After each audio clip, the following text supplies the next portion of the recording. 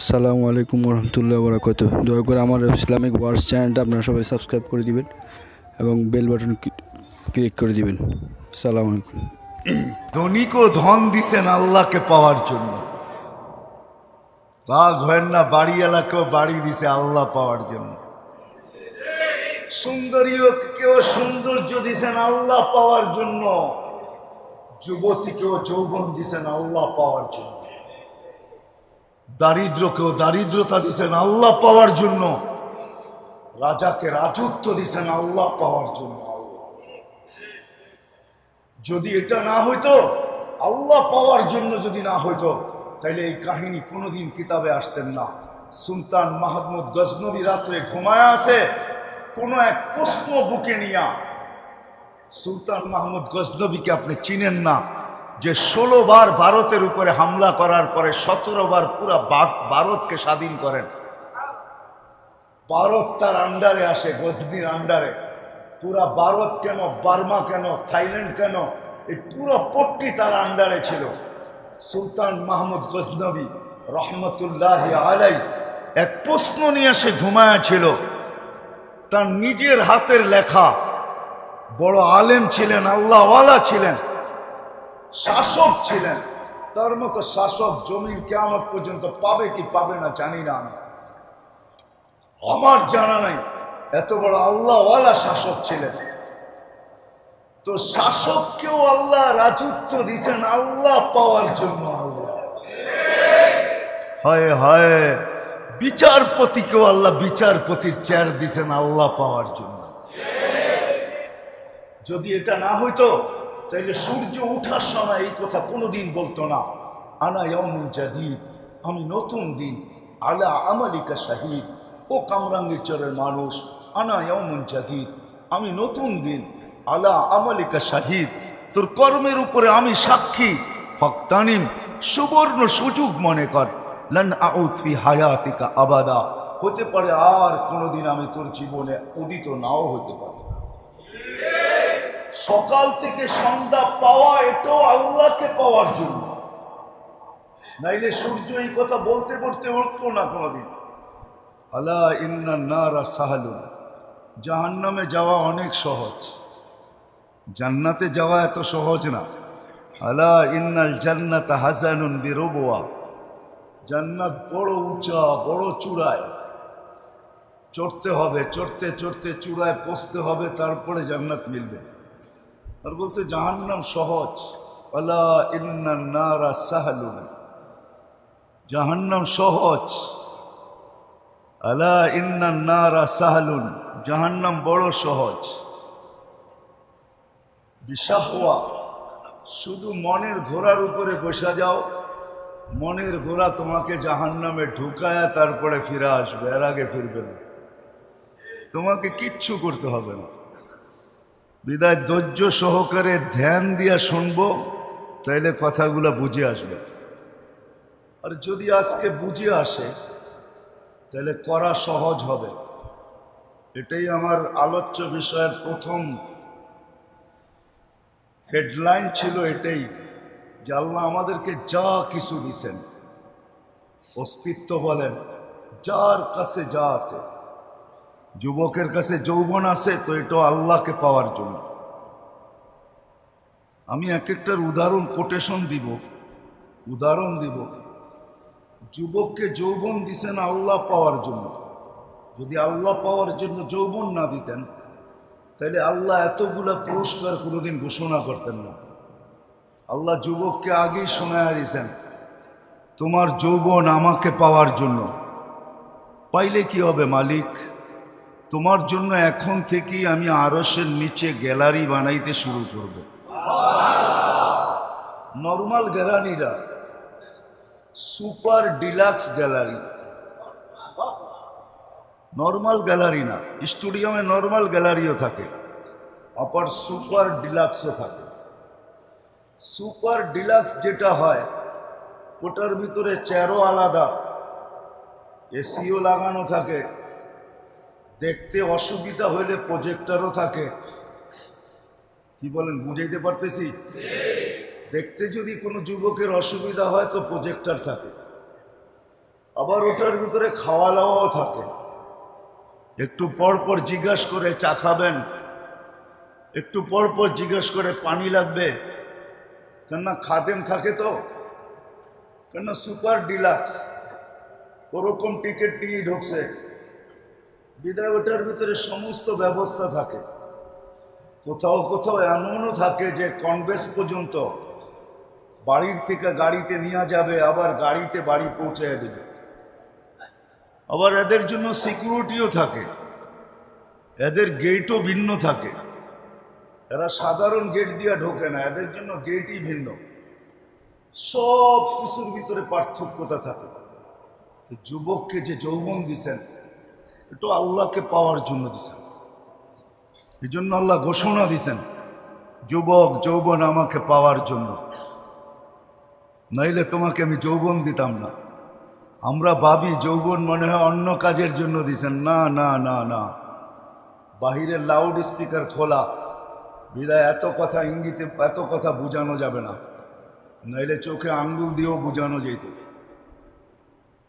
যৌবন আল্লাহ এই জন্য দেন নাই যেই জন্য আমরা ভাবি, যুবকরা যেটা ভাবে এই জন্য যৌবন দেন নাই, আমাদের সমাজ যেটা বলে এই জন্য যৌবন দেন নাই, যে কিছু করলে তো এই বয়সেই করবে। প্রবাদ বাক্য আমাদের আছে সচরাচর, মা বাবাও বইলা বেড়ায় কখনো কখনো যে যুবক তো এই বয়সেই তো কিছু করবে, ঠিক না? এই বয়সে যৌবন কিছু করার জন্য দেন না, আল্লাহকে পাওয়ার জন্য দিচ্ছেন। এই জন্যই আল্লাহ বুঝাইতে চাইতেছে, যুবক তোমার যৌবন আল্লাহকে পাওয়ার জন্য। তুমি আল্লাহকে পাওয়ার জন্য যৌবন দিছি, তো ঘোষণা দিতেছেন তুমি আল্লাহকে যদি পায়া যাও তো তোমার জন্য আমি আজকের থেকেই শাবুন নাশাফি এবা সাবাতুন ইয়াদিল্লুহুমুল্লাহু তাহতা দিল্লি ইয়াউমা দিল্লু শাবুন নাশাফি ইবাদাতিল্লাহ। আল্লাহ বলতেছেন তোমাকে আমার আরশের নিচে কিয়ামতের দিন সুপার ডিলাক্সে আমি জায়গা দিব। শুধু ডিলাক্স না, সুপার ডিলাক্স। তোমার জন্য এই গ্যালারি তৈরি হবে, যুবকের যৌবনও আল্লাহকে পাওয়ার জন্য, রূপসীর রূপও আল্লাহকে পাওয়ার জন্য। বলতে বলতে যদি বলা যায় তাহলে দারিদ্রের দারিদ্রতাও আল্লাহকে পাওয়ার জন্য। কেননা গরিবের ঘরের দুয়ারে জান্নাত লুটুপুটু খায়, গড়াগড়ি খেতে থাকে। এই জন্য আল্লাহ রসুল বুঝেইছেন গরিব, বলছে হ্যাঁ গরিব, বলে কোনো চিন্তা নাই, আমিনু আলা রব্বিকুম সল্লু খামসাকুম সুমু শাহরাকুম মুতু আদখুলু জান্নাত রব্বিকুম। ইমানটা বানাও, নামাজটা ঠিক করো, রোজাটা রাখো, মরতে দেরি, জান্নাতে যেতে দেরি হবে না। তারপরে পুরস্কার দিছেন। কেমন পুরস্কার? দুনিয়ার আধিপত্য হাজারো মানুষের হাতে, হাজারো শ্রেণীর হাতে। শ্রেণী বলা যায়, মানুষ না, হাজারো শ্রেণীর হাতে দুনিয়ার আধিপত্য। বাড়িওয়ালার ভাবই ভিন্ন, ঠিক না? কি বলেন? হ্যাঁ, যদিও খোদলে নিচে এখনো পানি পাওয়া যাবে কামরাঙ্গীর চরে। রাগ হয় না, কিন্তু বুঝানোর জন্য বলতেছি, পায়ে হাত রাখি, কেননা 30 হাত গভীর ছিল, এখানে 40 হাত গভীর ছিল। কামরাঙ্গীর চর যখন পড়তাম তো বর্ষার যুগে তো এই পুরাটা চরই আমাদের চোখের সামনে ভাসত। আজকের কথা বলতেছি না, সেই 86-র কথা বলতেছি। তো পুরাটা চরই তো চোখের সামনে ভাসত, ভাসমান। তো বাড়িওয়ালার ভাবি ভিন্ন। তো হাজারো শ্রেণীর হাতে এখন দুনিয়ার আধিপত্য, ঠিক না? মার্কেটওয়ালা হইলে তো কোনো কথাই নেই, ঠিক না? আমি আপনাদের এখানের একজন লোককে চিনি যে এখানের মার্কেটের মালিক। আপনাদের এখানে হবে না, হয় কালীগঞ্জ হবে, মনে হয় এইখানেই হবে, কামরাঙ্গীর চরে। উনি আমেরিকাতে থাকে, এইখান থেকে টাকা যায়, ওইখানে বসে আরামে থাকেন, কিচ্ছু করেন না। জিজ্ঞাসা করলাম কিচ্ছু করেন না, কিভাবে চলেন? কেউ চিন্তা করেন না, আমার মার্কেটের দোকান আছে তো, 50-60টা দোকান আছে, যা ভাড়া আসে ওটা দিয়ে আমার চলে যায়। তো যেটা বুঝাইতেছিলাম, হাজারো শ্রেণীর হাতে দুনিয়ার আধিপত্য। আমি বিভক্ত দেখাইতেছি না, কিয়ামতের দিন আধিপত্য হবে গরিবের হাতে। কিয়ামতের মাঠের সর্দার গরিব, কিয়ামতের মাঠের আধিপত্যওয়ালা গরিব, কিয়ামতের মাঠের রংবাজ গরিব। যত শব্দ দুনিয়াতে আছে আধিপত্যের জন্য সব ওর লোকে ফিট করতে পারে। এই জন্যই হাদিসে আছে কিয়ামতের দিন ফেরেশতা আসবে ওর কাছে হিসাব দিতে, চলো তো ফেরেশতাকে ও চোখ দেখায় দিবে, ফেরেশতার চোখে আঙ্গুল ঢুকায় দিবে আর বলবে আইয়ু হিসাবিল্লানা, আমাদের কিসের হিসাব? পাগলি এখান থেকে, আমাদের কিসের হিসাব? তো তর্ক বিতর্ক আল্লাহ দেখবে, জানবে। আল্লাহ জিজ্ঞেস করবে তর্ক বিতর্ক কিসের? কয় গরিব হিসাব দিতে রাজি না। তো আল্লাহ বলবে শান্ত ভাষায় জিজ্ঞেস করো, ভদ্র ভাষায়, কেন দিবে না? তো গরিবের কাছে ওই দিনও লজিক থাকবে, যুক্তি থাকবে। বলবে মা আতান আল্লাহু মালা, দুনিয়াতে মাল দেয় নাই, কিসের হিসাব? মালই তো দেয় নাই। সকালে আনছি বিকালে শেষ, বিকালে আনছি সকালে শেষ। নুন আনতে পান্তা শেষ, পান্তা আনতে নুন শেষ। 1 তারিখে পাইছি, 20-25 তারিখে শেষ। মালই নেই, কি হিসাব? তা আল্লাহ স্বীকারোক্তি দিবেন, গরিবদের পক্ষে আল্লাহ যাবে আর বলবে সাদাকু, এরা সত্য বলছে, মাল দেয় নাই। হয় দুনিয়ার জোট কোনো জোট না, জোট তো হবে কিয়ামতের দিন। হ্যাঁ, অমতাজুল ইয়াউমা আইয়ুহাল মুজরিমুন, এটাই আল্লাহ বুঝাইতেছেন, কিয়ামতের দিন জোট হবে, জোট। অমতাজুল ইয়াউমা আইয়ুহাল মুজরিমুন, ওই দিন জোট হবে, জোট। জোট বোঝেন? ঐক্য, জোট। ওই দিন হবে জোট, গরিবরা জোটবদ্ধ হবে, স্লোগান দিবে,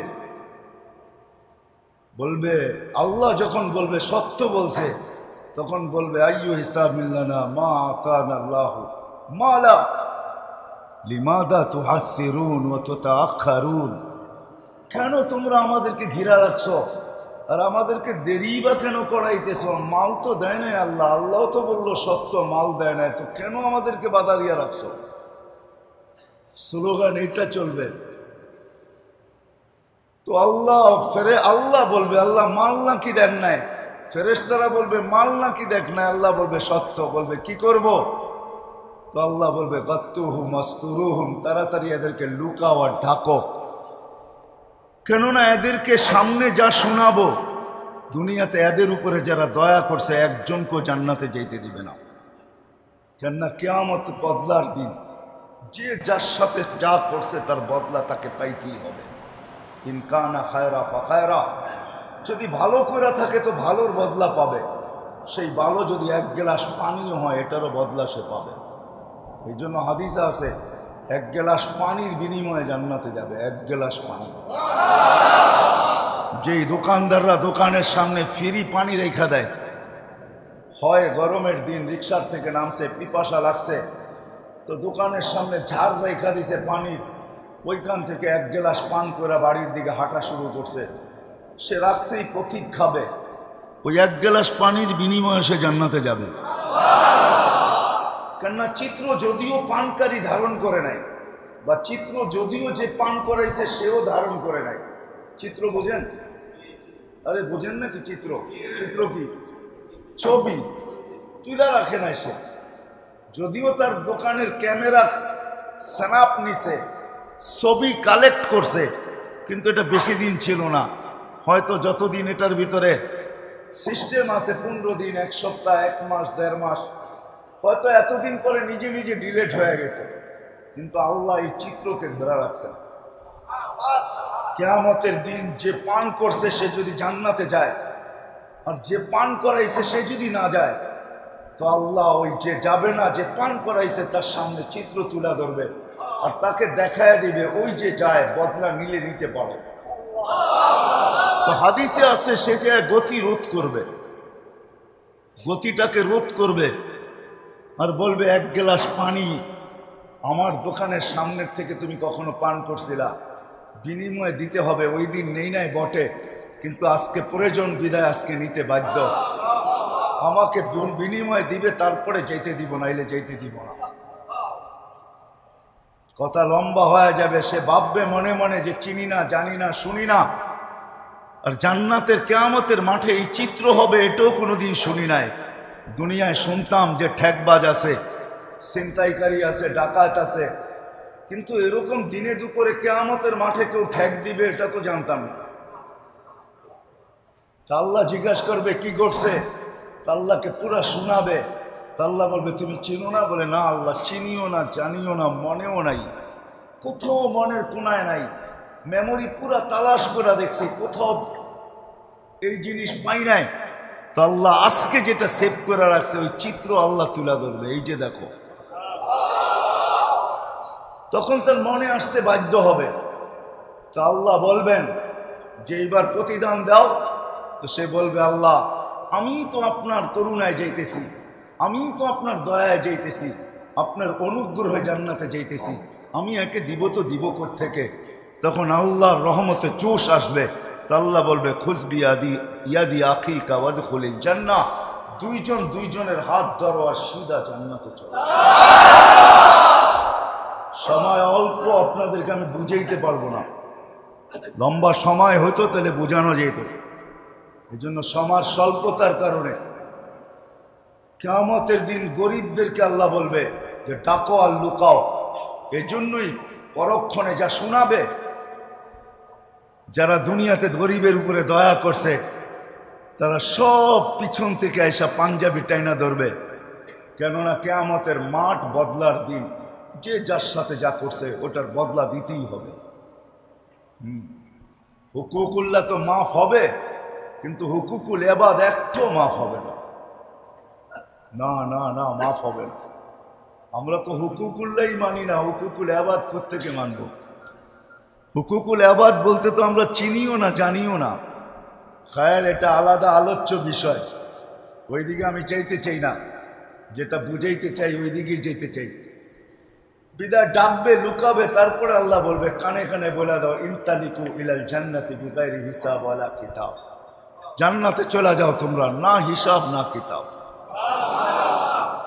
হ্যাঁ, দারিদ্রতাও আল্লাহকে পাওয়ার জন্যই দিছেন।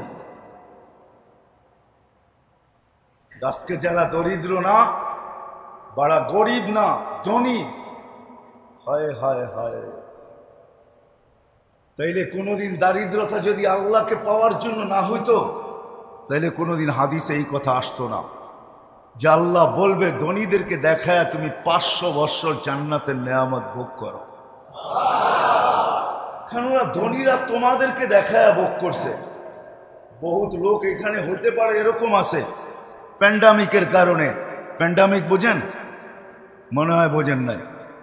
করোনার কারণে, করোনার বিপর্যয়ের কারণে গত 2টা ঈদ গেছে, বহুত কামরাঙ্গীর চরে লোক এরকম পাওয়া যাবে যে চোখের পানি ঝরছে কিন্তু সন্তানের সামনে ঝরায় নাই।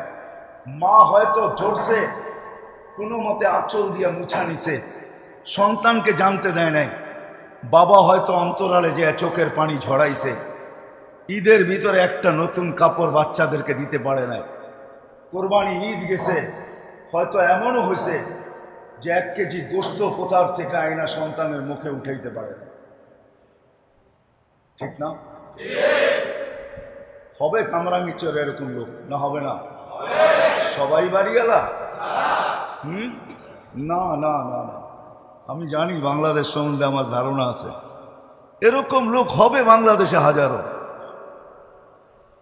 তো আল্লাহ তাইলে এই গর্বত দারিদ্রতা যদি আল্লাহকে পাওয়ার জন্য না হতো, তাইলে এই বিনিময় কোনোদিন রাখা হতো না যে তুমি ধনীদেরকে দেখায় জান্নাতের নেয়ামত 500 বৎসর ভোগ করবে। 500 বৎসর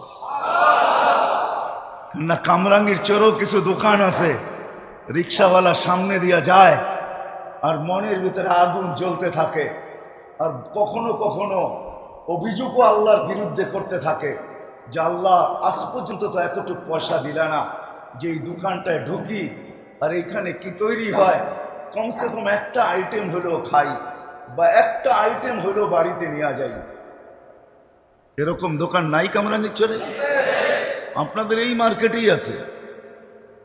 ফাস্ট ফুড যেখানে বিক্রি করে, ভালো ভালো নামি দামি হোটেল যেগুলা বিকালে চালু হয় রাত্র 1টা-1:30 পর্যন্ত চলে, গ্রিল সিরিল বার্গার সার্গার কত রকমের আইটেমের খাওয়া, ঠিক না?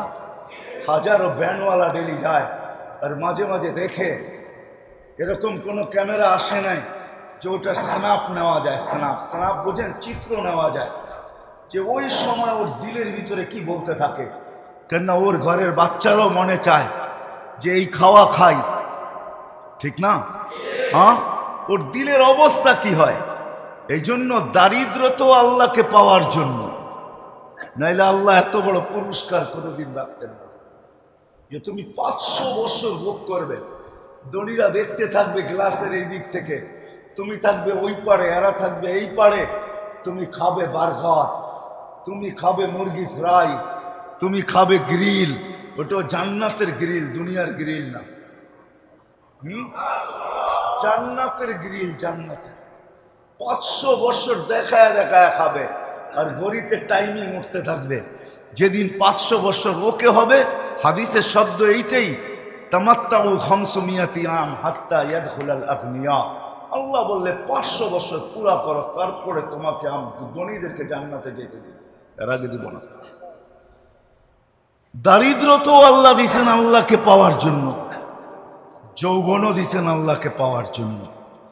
জীবনের এক একটা মুহূর্ত যেটা পাইতেছি, সকাল থেকে যে বিকাল পর্যন্ত পাইলাম, এটাও দিছিলেন আল্লাহকে পাওয়ার জন্য। যদি এটা না হইতো তাহলে সূর্য উঠার সময় এই কথা কোনোদিন বলতো না, আনা ইয়াউমুন জাদীদ, আমি নতুন দিন, আলা আমালিকা শাহীদ। ও কামরাঙ্গীর চরের মানুষ, আনা ইয়াউমুন জাদীদ, আমি নতুন দিন, আলা আমালিকা শাহীদ, তোর কর্মের উপরে আমি সাক্ষী। ফাক্তানিম, সুবর্ণ সুযোগ মনে কর, লান আউদ ফি হায়াতিকা আবাদা, হতে পারে আর কোনোদিন আমি তোর জীবনে উদিত নাও হতে পারি। সকাল থেকে সন্ধ্যা পাওয়া, এটাও আল্লাহকে পাওয়ার জন্য, নাইলে সূর্য এই কথা বলতে বলতে উঠতো না কোনোদিন। তাইলে আল্লাহর রসুল চিৎকার দিয়ে এই সতর্কতা কোনোদিন করতেন না, ইদা আসবাহতা ফালা তানতাযিরিল মাসা, সকাল মিলল তো সন্ধ্যার অপেক্ষা করো না, ওয়াইদা আমসাইতা ফালা তানতাযিরিস সাবা, সন্ধ্যা মিলল তো সকালের অপেক্ষা করো না। বলবো কি করব? বলে বাদিরু বিল আমাল, আল্লাহকে পাওয়ার জন্য দৌড় লাগাইতে থাকো, দৌড়। ফাফিরু ইলাল্লাহ, দৌড়াও আল্লাহর দিকে, কেননা তোমার সব কিছু, ঝুপড়িওয়ালার ঝুপড়িও, অট্টালিকাওয়ালার অট্টালিকাও, রাজার রাজত্ব, প্রত্যেক ব্যক্তিকে যা কিছু দিছেন সব আল্লাহকে পাওয়ার জন্য। আল্লাহকে পাওয়ার জন্য যদি না হইতো তাহলে এই কথা কোনোদিন আসতো না। যার 2টা মেয়ে আছে, সে তাদেরকে সঠিক শিক্ষা দিল, সঠিক পাত্রে তাকে অর্পণ করলো, তো আল্লাহ রসুল বলতেছে আমি তোমাকে জান্নাত লেখা দিতেছি।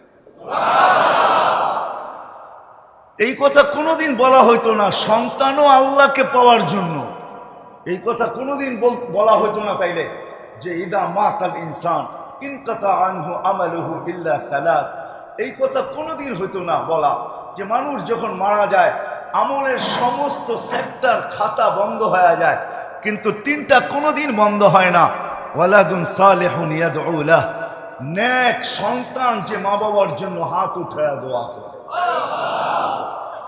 আবার আল্লাহ এটাও কোনোদিন বলতেন না, যখন হাত উঠায় তো আল্লাহ বলে দুনিয়াওয়ালা দেখতে পারে যে উপরে ছাদ আছে, দুনিয়াওয়ালা দেখতে পারে উপরে আকাশ আছে, দুনিয়াওয়ালা দেখতে পারে যে উপরে আকাশ আছে, দুনিয়াওয়ালা দেখতে পারে উপরে সামিয়ানা আছে, দুনিয়াওয়ালা দেখতে পারে দুনিয়া ছাদ আছে, দুনিয়াওয়ালা দেখতে পারে ঘরের অন্ধকারে আছে।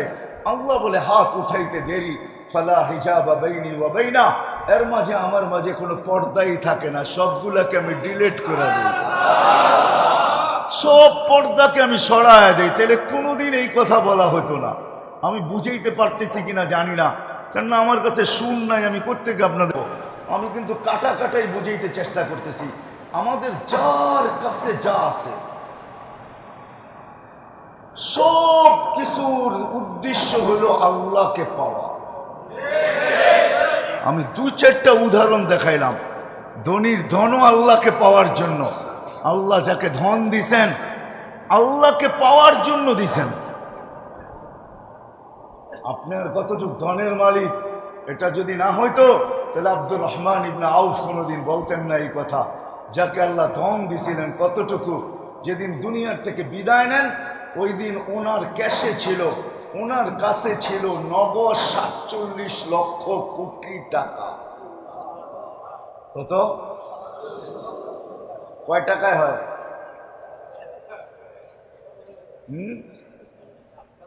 47 বাঙ্গারিগুলো বললাম না, আরো বাঙ্গারি আছে। 47 লক্ষ কোটি টাকা ক্যাশ ছিল, ক্যাশ।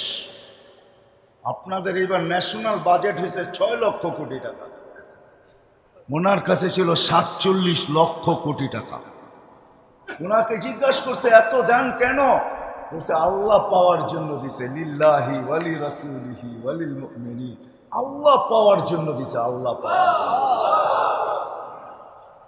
হায়, আমার কাছে যদি সামর্থ্য থাকতো তাহলে আমি ওই লোককে এখানে নিয়ে আসতাম। আমার কাছে সামর্থ্য নাই, বড় অ্যাবিলিটি লাগবে, তাইলে তাকে হয়তো নিয়ে আসা যেতে পারে। এক শিল্পপতিকে সে 3 রাত্র স্বপ্নে দেখছেন যে অমুক ফলওয়ালাকে উমরা করাও, অমুক ফলওয়ালাকে উমরা করাও। প্রথম দিন, দ্বিতীয় দিন সে পুরুক্ষেপ করে নেয় যে হয়তো এটা এমনি দেখতেছি। তো তৃতীয় দিন বড় কঠোরভাবে দেখছেন, কঠোরতার সাথে স্বপ্ন সামনে আসছে যে তুই করাবি কি করাবি না বল। তো সে ঘুমের থেকে উঠছে, কোনো মতে তার নাম্বার জোগাড় করছে, করে তাকে ফোন দিছে, তোমাকে আমি উমরা করাইতে চাই। সে একটা অট্ট হাসি দিয়া বলছে যে আমি তো নামাজই পড়ি না, আমি আবার কি উমরা করব? আমি তো মসজিদই চিনি না, উমরা আবার কি করব আমি? তো সে বলছে আমি অবশ্যই তোকে করাবো, পুরা কাহিনী খুলে বলছে। তো সে বলছে ডেলি কামাই ডেলি খাই, আমি উমরায় চলে গেলে ঘর চলবে কি দিয়া? তো শিল্পপতি বলছে শুধু তোর খরচ দিব না, তোর ঘরের খরচও দিব, চল তুই। তো বাধ্য হয়েছে যাইতে। উমরার থেকে যখন ফিরত আসতেছেন, যেদিন ফিরত আসবেন গাড়িতে উঠবে, এয়ারপোর্টের দিকে রওনা হবে, তো বলছে মালিক 2 রাকাত নামাজ পড়া নিতে চাই। আবার জীবনে আসা হয় কি না হয় জানি না। তো বলছে পড়া নেই। প্রথম রাকাত পুরা করছে, দ্বিতীয় রাকাতে যখন দ্বিতীয় সেজদায় গেছে আর ওঠে না, লম্বা সময় চলে গেছে, ওঠে না। শরীরে যখন হাত দিছে তো দেখে আর দুনিয়াতে নাই, চলে গেছে। তো শিল্পপতি ভাবতেছে মৌতটা আমার হইল না কেন, ওর হইল কেন? দাফন কাফন করে চলে আসছে বাড়িতে। জিজ্ঞাসা করছে কি কাজ করতো, এর আমল কি ছিল? এত জামাজি পড়তো না, মসজিদই চিনতো না, আবার আমল কিসের? বলছে এরকম মৌত হইলো তো হইলো কি কইরা? কোন সূত্র অবশ্যই থাকবে। বলে সূত্র একটাই আছে, হয়তো হইতে পারে। বলে সেই সূত্র কি? বলে ফল বেচা যখন বিকালে বাজার করে ফিরতো, তো আমাদের প্রতিবেশী এক বিধবা আছে, কিছু এতিম বাচ্চা সাচ্চা নিয়া ঘরের জন্য যা আনতো তাই কিনা নিয়ে আসতো এদের জন্য। বাহিরে রাইখা আওয়াজ দিত, বোন বাজার বাহিরে রেখা গেছে, ভিতরে নিয়ে যাস। বলে এই আমলটাই তার ছিল। তো শিল্পপতি বলতেছে হ্যাঁ, এই আমলের কারণেই তার এই মৌত। সত্য এটাই। আমার কথা যদিও আমি বুঝাইতে পারতেছি না, সত্য এটাই। যাকে যা দিছেন। তো ওই ধনী ব্যক্তি এখনো বেঁচে আছে। সে বলে ঠিক আছে, তোমাদের দায়িত্ব আমি নিলাম যতদিন বেঁচে থাকবো, আর এই বিধবার বা দায়িত্ব আমি নিলাম যতদিন পর্যন্ত বেঁচে থাকবো। তোমরা শুধু আমার জন্য এতটুকু দোয়া করো যে আমারও যেন মৌত এর মতোই হয়, যেই মৌত আমি সচক্ষে এর দেখলাম। ধনীকেও ধন দিছেন আল্লাহকে পাওয়ার জন্য। রাগ হয় না, বাড়ি এলাকাও বাড়ি দিছে আল্লাহ পাওয়ার জন্য। সুন্দরীও কেউ সৌন্দর্য দিছেন আল্লাহ পাওয়ার জন্য। যুবতীকেও যৌবন দিছেন আল্লাহ পাওয়ার জন্য। দারিদ্রকেও দারিদ্রতা দিছেন আল্লাহ পাওয়ার জন্য। রাজাকে রাজত্ব দিছেন আল্লাহ পাওয়ার জন্য। যদি এটা না হইতো, আল্লাহ পাওয়ার জন্য যদি না হইতো, তাইলে এই কাহিনী কোনোদিন কিতাবে আসতেন না। সুলতান মাহমুদ গজনবী রাত্রে ঘুমায় আছে, কোন এক প্রশ্ন বুকে নিয়া। সুলতান মাহমুদ গজনবীকে আপনি চিনেন না, যে 16 বার ভারতের উপরে হামলা করার পরে 17 বার পুরা ভারতকে স্বাধীন করেন। ভারত তার আন্ডারে আসে, গজনির আন্ডারে। পুরা ভারত কেন, বার্মা কেন, থাইল্যান্ড কেন, এই পুরো পট্টি তার আন্ডারে ছিল। সুলতান মাহমুদ গজনবী রহমতুল্লাহ আলাই এক প্রশ্ন নিয়ে সে ঘুমায়া ছিল। তার নিজের হাতের লেখা, বড় আলেম ছিলেন, আল্লাহওয়ালা ছিলেন, শাসক ছিলেন। তার মতো শাসক জমিন কিয়ামত পর্যন্ত পাবে কি পাবে না জানি না, আমি আমার জানা নাই। এত বড় আল্লাহওয়ালা শাসক ছিলেন। তো শাসককেও আল্লাহ রাজত্ব দিছেন আল্লাহ পাওয়ার জন্য। আল্লাহ হাদিস মনে উঠবো, ভুলে যাব, এই জন্য বলতেছি। হয় হয় বিচারপতিকেও আল্লাহ বিচারপতির চেয়ার দিছেন আল্লাহ পাওয়ার জন্য। এই জন্য হাদিসে আছে আদলু ইয়াউমিন তাদিলু ইবাদাতা 60 সানা। এক দিনের ইনসাফ যদি আল্লাহ পাওয়া উদ্দেশ্য না হইতো তাহলে এই হাদিস কোনোদিন রচিত হতো না। আল্লাহ রসুল মুহাম্মদুর রাসূলুল্লাহর মুখ থেকে কখনো এই কথা বাতিল হতো না। আল্লাহ রসুল বলছেন আদলু ইয়াউমিন, এক দিনের ইনসাফ, ইবাদাতা 60 সানা, 60 বৎসর সমূলে বন্দেগীর চেয়েও উত্তম। শুধু উত্তম না, ওয়েট, ওজন বেশি, মূল্যায়িত বেশি। ইন্না ফিল জান্নাতি ইন্না ফিল ফিরদাউসুল আলা ওয়াদিয়ান, ফিরদাউসুল আলার ভিতরে একটা সোসাইটি আছে, লা ইয়াদখুলুহা ইল্লাল আদিল, ইনসাফকারী ছাড়া ওইখানে কেউ ঢুকতে পারবে না, কারো এন্ট্রি অধিকার নাই ওইখানে ঢোকার। তাইলে এই হাদিস কোনোদিন আসবে। যেমন হাফেজের হাদিস আসছে, হাফেজের যারা হাফেজে কোরআন, এদের হাদিস আসছে কোরআনের ভিতরে, হাদিসের ভিতরে ইন্না ফিল জান্নাতি ওয়াদিয়ান ইউকালু লাহু তুবা, জান্নাতের ভিতরে একটা সোসাইটি আছে যেটার নাম হলো তুবা। দেখবেন নদীর ওই পারে গেলে বিভিন্ন সিটির নাম আছে, ঠিক না? পিঙ্ক সিটি, ঝিলমিল। কেরানীগঞ্জের ওইদিকে চলে যাবেন তো দেখবেন রাস্তাঘাটে হাইওয়েতে হাঁটলে দেখবেন শত সিটি, ঠিক না? কি আছে না? স্বপ্ন ধরা, ঠিক না? হ্যাঁ, ওইখানে আইলি স্বপ্ন কোনোদিন আজ পর্যন্ত কেউ ধরতে পারে না, ওইখানে গেলেই ধরতে পারবেন, এমন জাল লাগানো আছে, ঠিক না? তো সিটি আছে জান্নাতের ভিতরে তুবা নামের। খালাকাল্লাহু মিন মারজান, আল্লাহ মারজান দিয়া তৈরি করছেন, মারজান পাথর দ্বারা। লাহু 70 আলফা বাবান, যা 70,000 গেট। আলা কুল্লি বাবিন 70 আলফা মালাইকা, প্রত্যেক গেটে 70,000 ফেরেশতা। হাফেজে কোরআন যখন ঢুকবে তো প্রত্যেক গেটে 70,000 ফেরেশতা গার্ড অব অনার দিবে। Guard of honour, guard of honour বুঝেন? হ্যাঁ, গার্ড অব অনার দিবে। শেষ দরজা যখন অতিক্রম করে শহরে ঢুকবে, 70,000 অতিক্রম করার পরে শহর শুরু হবে। তো 490 কোটি ফেরেশতার গার্ড অব অনার কমপ্লিট হবে। কত? 400 লিহাফিজিল কোরআন, ওই শহরটা হাফেজে কোরআনকে দিবে আল্লাহ। আপনি আঙ্গুল উঠেলে কি আর আসে যায়? আপনি আজকে গালি দিলেই কি বা আসে যায়? হ্যাঁ, আসতে দেন না যাওয়ার সময়। তো আল্লাহ যা দিচ্ছেন, এরকম আদেলের জন্য, ইনসাফকারীর জন্য একটা সোসাইটি বানানো আছে যেখানে আর কেউ ঢুকতে পারবে না। তো সুলতান মাহমুদ কোন স্বপ্ন নিয়ে ঘুমায়া গেছেন, প্রশ্ন নিয়ে ঘুমায়া গেছেন। স্বপ্নে আল্লাহর রসুল আসছে আর আয়েশা বলছে, সুলতান তোকে আল্লাহ মাফ